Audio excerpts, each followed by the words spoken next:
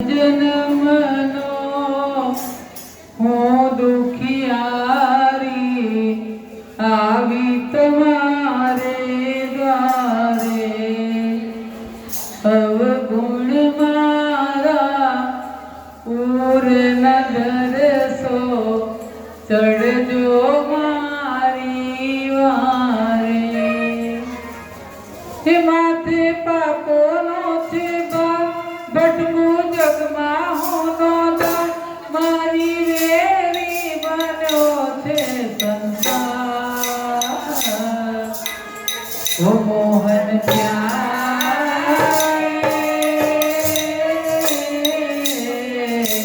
મારો સાંભળજો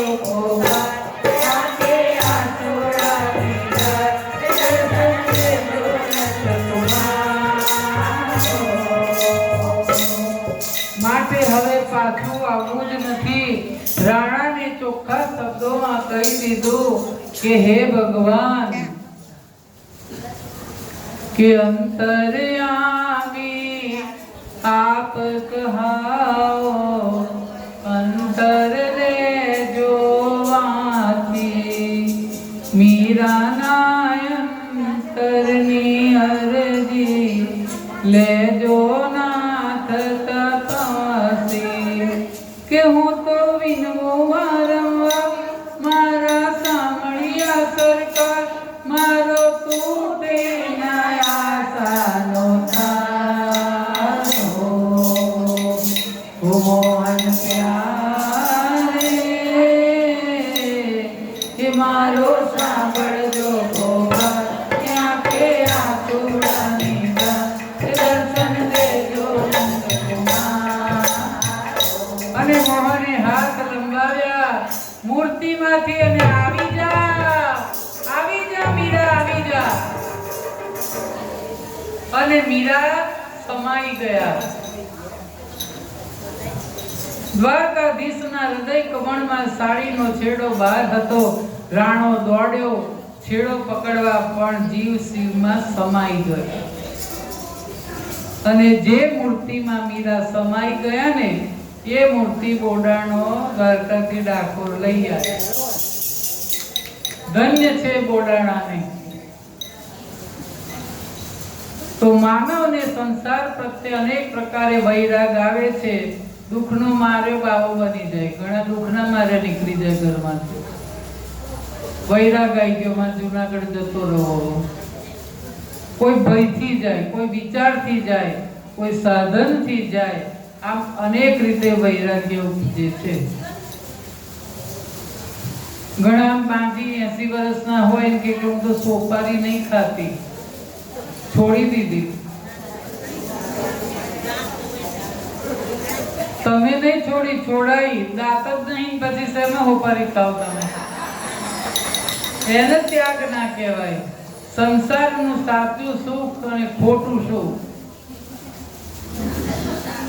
શ્રેય શું અને પ્રેય શું, કર્તવ્ય શું એ કર્તવ્ય શું, શાંત ચિત્તે આ બધાને વિચાર કરવામાં આવે તો સાચું સુખ શેમાં છે એ વહેલું મોડું જરૂર સમજાય.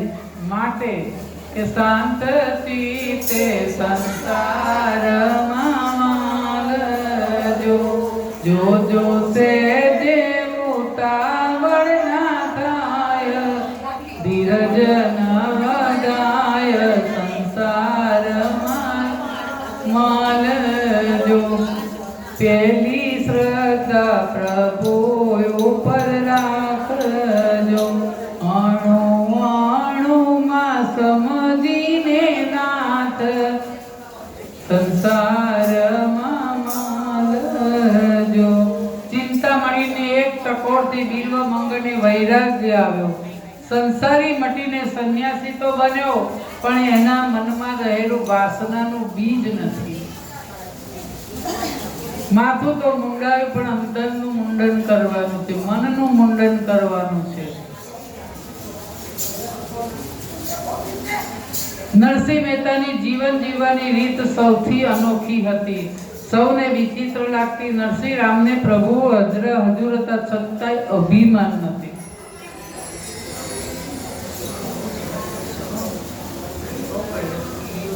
પ્રકારે છે.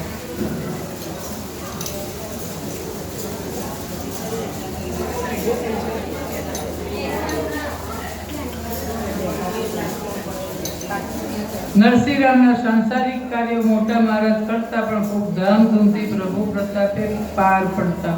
કુંવરબાઈનું મામેરો, કુંવરબાઈનું સીમંત આવે ત્યારે મામેરું એવું ભર્યું 56 કરોડનું.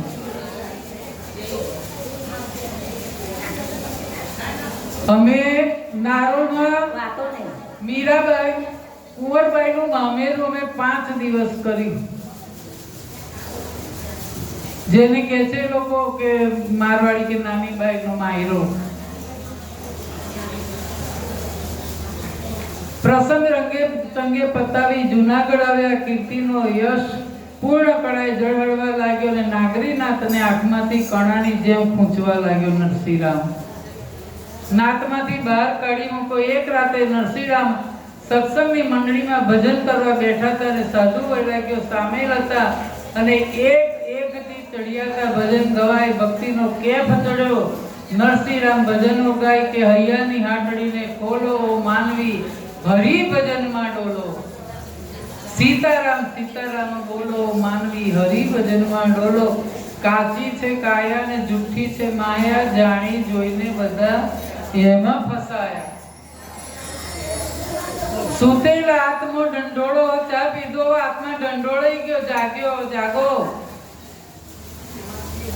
કે વારે વારે માનવીનો મનખો મળે નહીં. ભજન સત્સંગ વિના શાંતિ વળે નહીં. અવસર મળ્યો છે અણમૂલો માનવી, હરિ ભજનમાં ડોલો. પેલા બધાને ઠંડા કર્યા, હવે ગરમ કર્યા, હવે શાંતિથી બેસો બધા.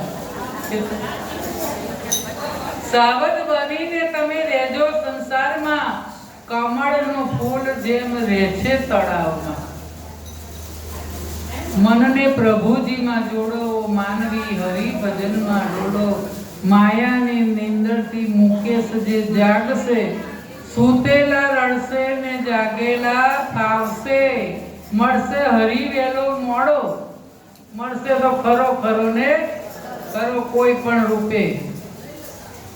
હવે એક ચંચલા નામની વેશ્યાને એમની પાસે મોકલેલી કે આજે નરસિંહરામને કસોટી કરી નાખીએ. પણ ત્યાં ભજનમાં બેઠી ચંચલા સુરમાં સુર પુરાવા લાગી. ખાલી ચણો વાગે ઘણો એ નાતે, જાણે સાચી ભક્તિ એનામ ભરી હોય ને એવી રીતે ગાવા લાગી. બધાની નજરે જડી જાય તેમ નરસિંહરામની નજરે પડી. ચંચળાની ભક્તિ વસી ગઈ નરસિંહરામના આંખોમાં. ભક્તો હંમેશા સરળ હોય ને એટલે ભગતજીએ નિવાસ સ્થાન પૂછ્યું.